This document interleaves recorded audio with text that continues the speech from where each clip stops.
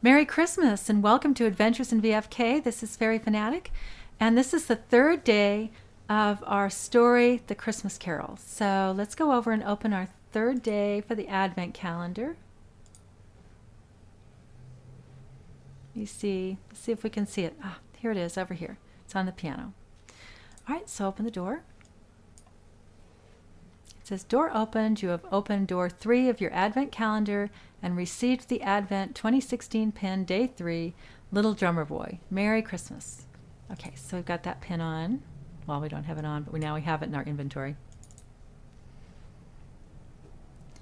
All right, so let's get started with our story.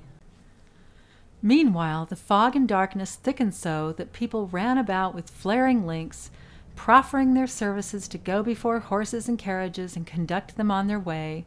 The ancient tower of a church whose gruff old bell was always peeping slyly down at Scrooge out of a Gothic window in the wall became invisible and struck the hours and quarters in the clouds with tremulous vibrations afterwards, as if its teeth were chattering in its frozen head up there. The cold became intense. In the main street, at the corner of the court, some laborers were repairing the gas pipes and had lighted a great fire in a brazier, round which a party of ragged men and boys were gathered, warming their hands and winking their eyes before the blaze in rapture, the water plug being left in solitude, its overflowing sullenly congealed and turned to misanthropic ice.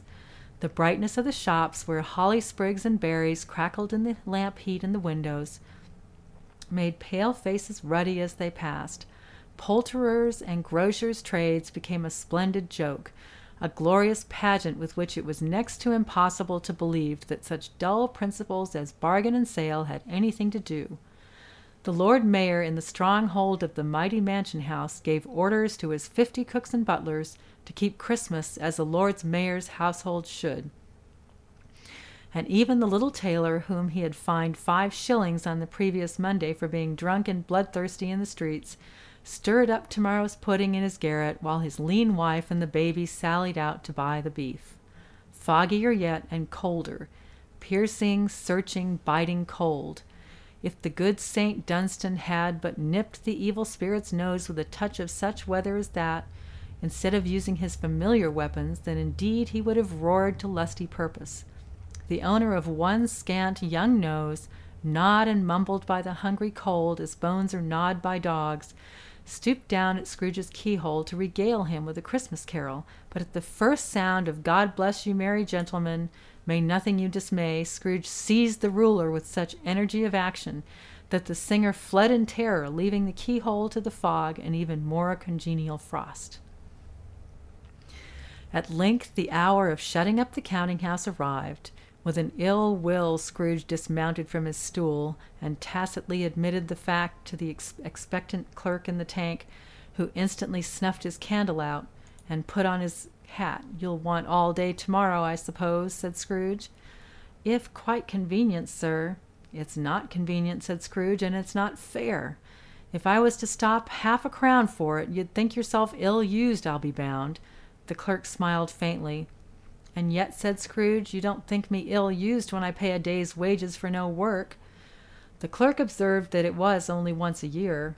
"A poor excuse for picking a man's pocket every 25th of December," said Scrooge, buttoning his great coat to the chin. "But I suppose you must have the whole day. Be here all the earlier the next morning." The clerk promised that he would, and Scrooge walked out with a growl. The office was closed in a twinkling, and the clerk, with the long ends of his white comforter dangling below his waist, for he boasted no greatcoat, went down a slide on Cornhill at the end of a lane of boys 20 times, in honor of its being Christmas Eve, and then ran home to Camden Town as hard as he could pelt to play at Blind Man's Bluff. Scrooge took his melancholy dinner in his usual melancholy tavern, and having read all the newspapers and beguiled the rest of the evening with his banker's book, went home to bed.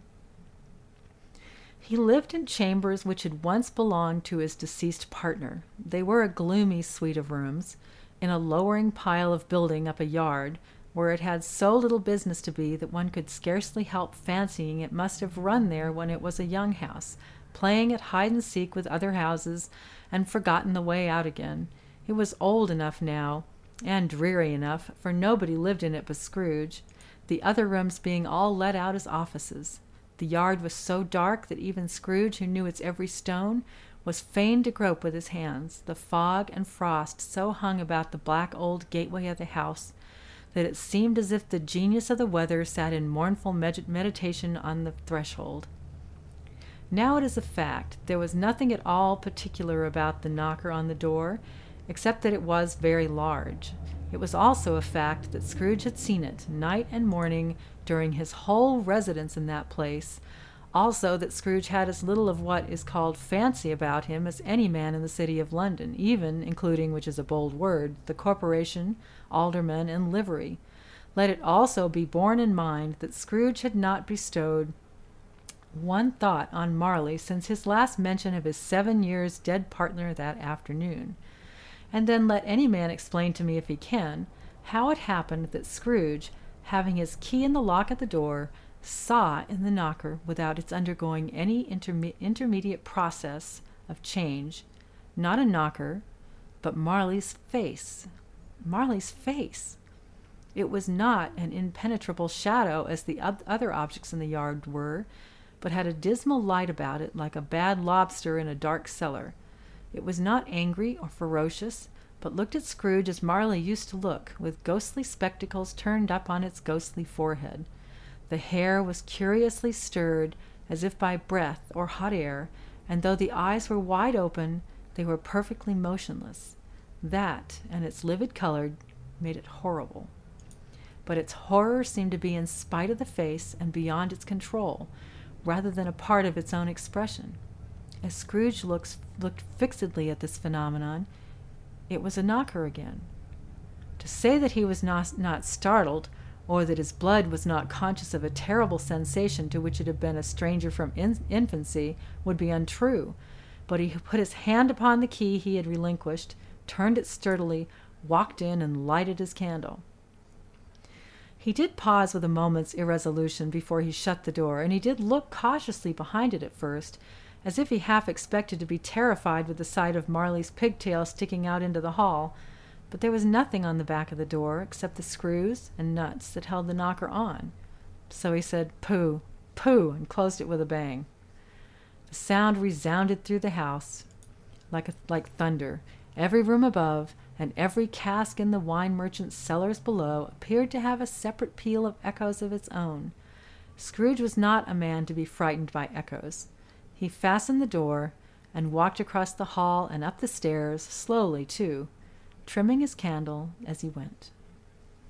That was the end of that part of the story of A Christmas Carol by Charles Dickens.